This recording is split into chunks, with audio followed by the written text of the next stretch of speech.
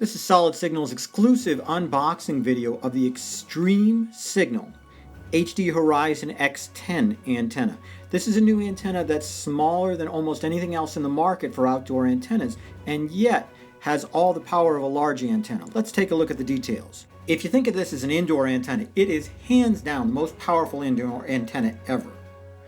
It has two outputs, which means you don't need to even use a splitter. If you think of it as an outdoor antenna, it performs similarly to really large Yagi antennas. And even better, it comes with more mounting options in the box than pretty much anything else I've seen. Packaging here is pretty minimal. You really don't get a retail box. What you get is a brown cardboard box, and inside that brown cardboard box is a plain white box. But you know, Solid Signal calls this shipped green. It means it comes from the manufacturer, right from the factory, exactly the way it gets to you. Because let's be honest, you don't hang the box up on the wall or something like that. It's not modern art. Not something you really need to worry about. So why spend a whole lot of extra money on it? So let's see what's inside this bad boy. Opens up from the side, which I'll admit I could have planned better when I'm talking about a video. But okay. We got a package of screws. We've got some mounting stuff. We've got this big base, which I'll get to in a minute. Here's a closer look at that stuff, taken with a different camera, which is why the background looks a little bit different. You get a J-mount included, which is why you get this big old pipe. And then finally reaching in, you get the actual antenna itself. As you can see, everything's wrapped up in cellophane, so it comes to you looking nice and clean. Got that Solid Signal logo on the front so everybody knows where you got it. And finally you get the amplifier.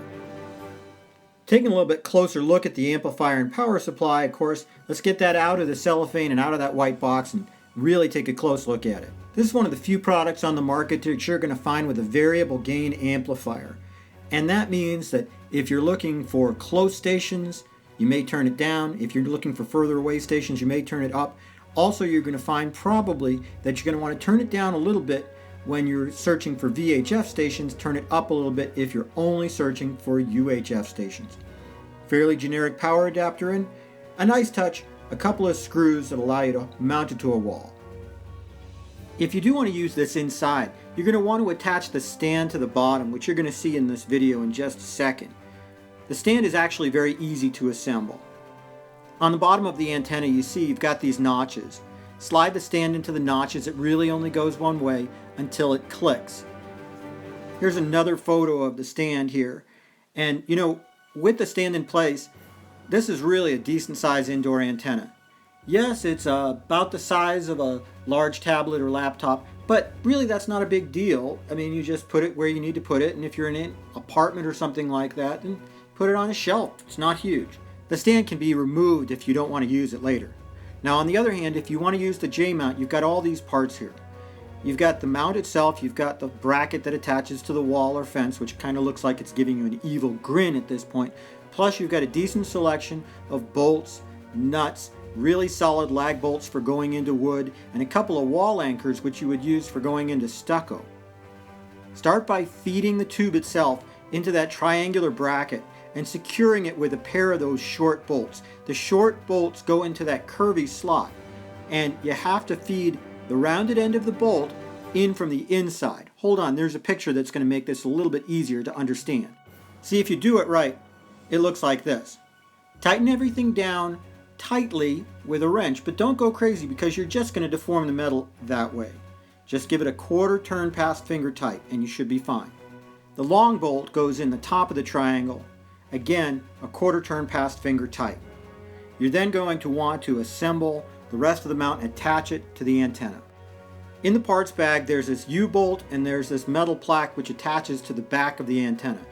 Put the U-bolt in through the metal plaque before you attach the metal plaque to the antenna. You really can't thread it in once you've got the antenna attached to the plaque. The plaque screws in with a couple of screws that you can't see because I put the tube on top of them. And then once you do that, get everything mounted properly, get everything properly positioned, and then use the supplied wing nuts and this metal bar to get everything tightened down nice and tight. It's real easy to remove this. If you don't want to use it, you can even leave that little back metal plate on there if you don't mind looking at it. Very simple and very flexible. Here's a side view of how it all connects if it really wasn't completely clear. You know, when you sit down and do this sort of thing and you take a look at these pictures, it all actually does make perfect sense.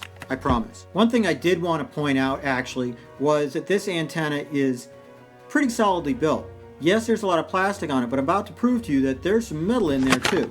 Take a listen. Metallic, right? Anyway, this completes this unboxing video for the HD Horizon X10 antenna.